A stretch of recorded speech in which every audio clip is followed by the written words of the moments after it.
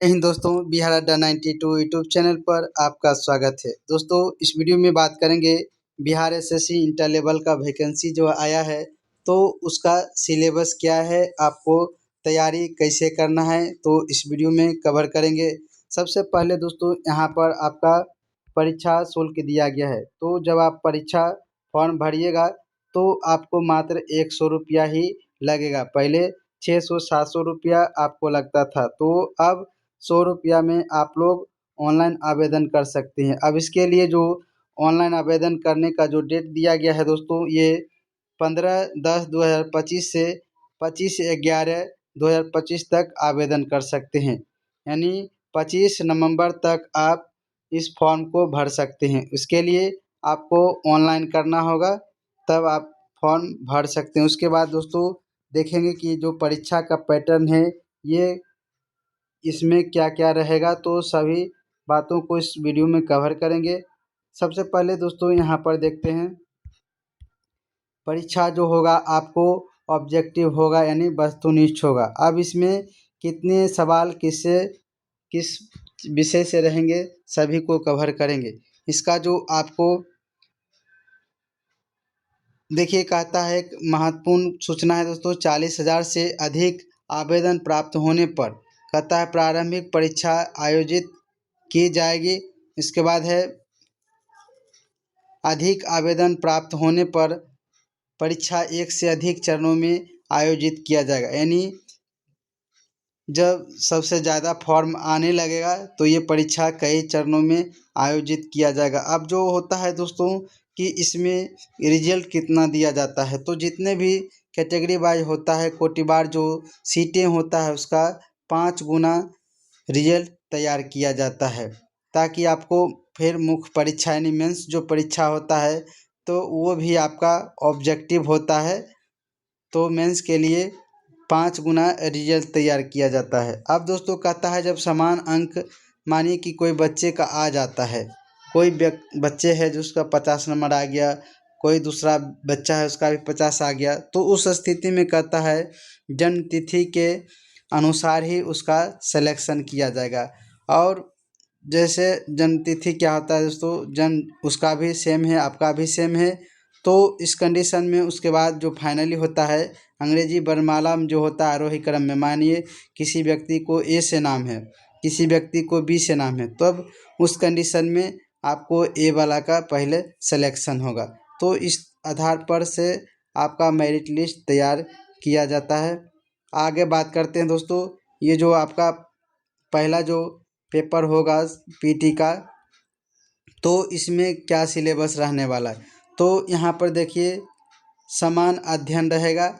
इसमें आपको समान अध्ययन में करेंट अफेयर भी रहेगा और हिस्ट्री, भूगोल, ज्योग्राफी, इकोनॉमिक्स सभी से सवाल रहेंगे। उसके बाद है समान विज्ञान, समान विज्ञान में फिजिक्स, केमिस्ट्री, बायोलॉजी से सवाल रहेंगे। उसके बाद है गणित आपका रहेगा, और उसके बाद है मानसिक क्षमता जांच, जिसको हम लोग रीजनिंग बोलते हैं। तो टोटल इस तरह से ऑब्जेक्टिव क्वेश्चन रहेंगे, और प्रश्नों की जो संख्या रहेगा 150 सवाल रहेंगे।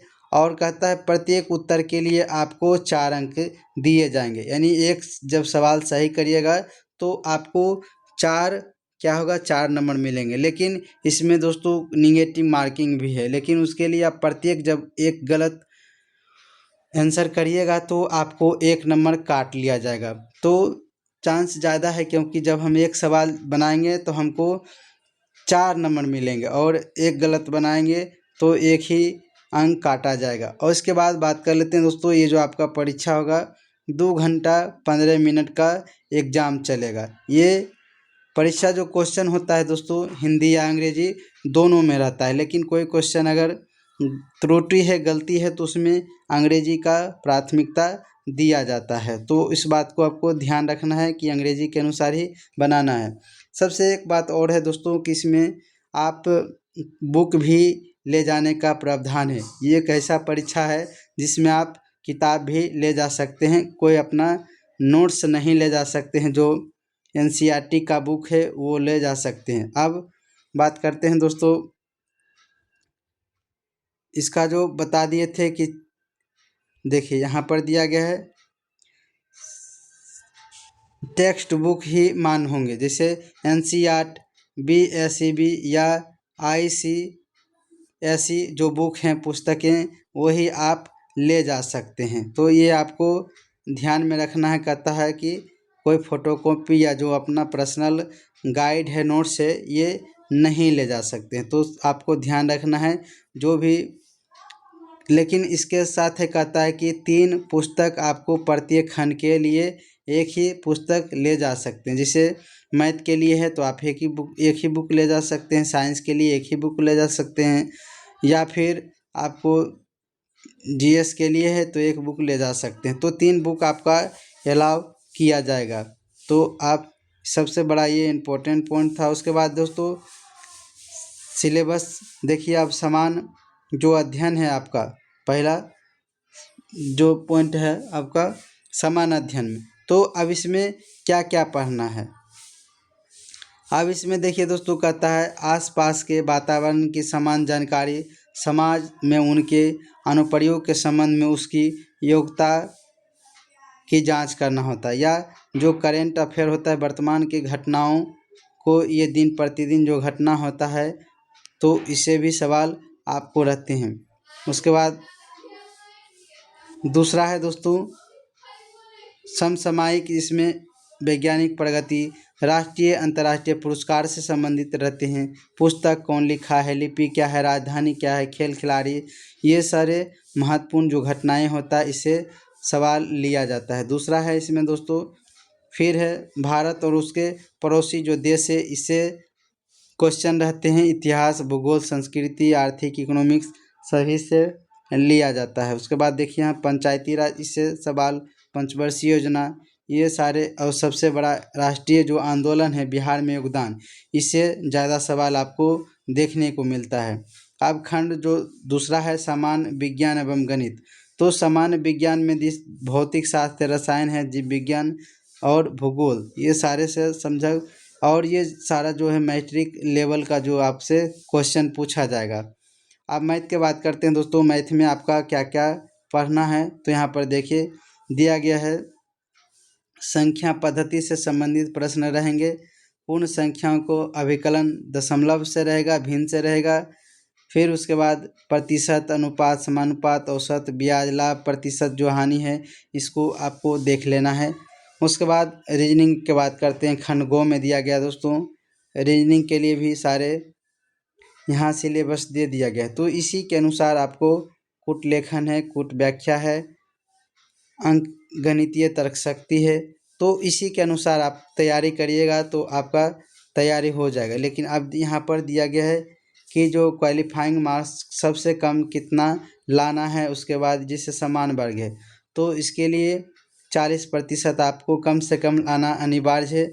और दोस्तों अधिकतर इसमें जो कट ऑफ है ये ज़्यादा चल जाता है, लेकिन कम से कम आपको इतना मार्क्स लाना ही पड़ेगा, अन्यथा आपका रिजल्ट नहीं होगा। पिछड़ा वर्ग के लिए 36.5% है, अति पिछड़ा वर्ग के लिए 34% है, दिव्यांग सभी वर्ग के लिए 32% है, महिलाओं सभी वर्ग के लिए 32% है। तो इस तरह से कम आपको कट ऑफ लाना है। आपका जो अब ऑनलाइन जो आवेदन होगा, ये आपका 15/10/2025 से शुरू होगा। परीक्षा शुल्क यानी फ़ी जो है भरना होगा 25/11/2025 तक, और फाइनल जो सबमिट करने का है ये 27/11/2025 तक आप लोग फॉर्म भर सकते हैं। अब है कि दोस्तों इसके लिए कौन कौन सा डॉक्यूमेंट्स आपको तैयार रखना है। तो डॉक्यूमेंट्स के बात कर लेते हैं।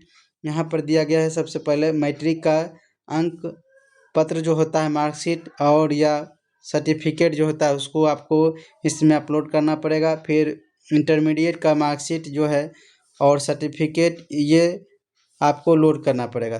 तीसरा नंबर है दोस्तों, कहता है टंकन, कंप्यूटर का ज्ञान से संबंधित अंक पत्र एवं मूल प्रमाण पत्र। इसके लिए आपको एक कंप्यूटर का सर्टिफिकेट भी मांगा जाएगा, DCA जो भी है, आपको इसको आपको लोड करना पड़ेगा। उसके बाद है दोस्तों अस्थाई निवास या आवासीय प्रमाण पत्र आपको लगाना पड़ेगा। अगर बिहार के हैं तो आपको आवासीय लगेगा। उसके बाद है जाति प्रमाण पत्र दोस्तों, इसमें क्लीनियर रहित प्रमाण पत्र जो हैं उनके लिए, या EWS से कमज़ोर वर्ग के लिए हैं, तो उनका भी ये जाति प्रमाण पत्र लगेगा। फिर उसके बाद है स्वतंत्रता के नाती पोते जो भी हैं आरक्षण लेंगे, उनका सर्टिफिकेट लगेगा। फिर दिव्यांग से संबंधित जो भी लोग हैं तो उनका प्रमाण पत्र लगेगा। तो इस तरह से, और फिर संविदा नियोजन संबंधी जो भी अनुभव आपका एक्सपीरियंस है तो उसके लिए आपको सर्टिफिकेट देना होगा। और जो लोग अधिकतम एज के लिए छूट लेंगे तो उसके लिए आपको सर्टिफिकेट लगा। और सबसे बड़ा है कि इन्हें इसमें जो अनापत्तित प्रमाण पत्र वैसे लोग देंगे जो लोग पहले से जॉब कर रहे हैं बिहार में, तो उसके लिए ये बनाना ज़रूरी है, अन्यथा उसको फिर आपको आगे दिक्कत होगा। तो इस तरह से आप सारे डॉक्यूमेंट्स तैयार कर लीजिए और अभी से तैयारी में जुट जाइए। चलिए दोस्तों, इस वीडियो में इतना ही। मिलते हैं एक नए वीडियो के साथ। वीडियो देखने के लिए धन्यवाद। जय हिंद।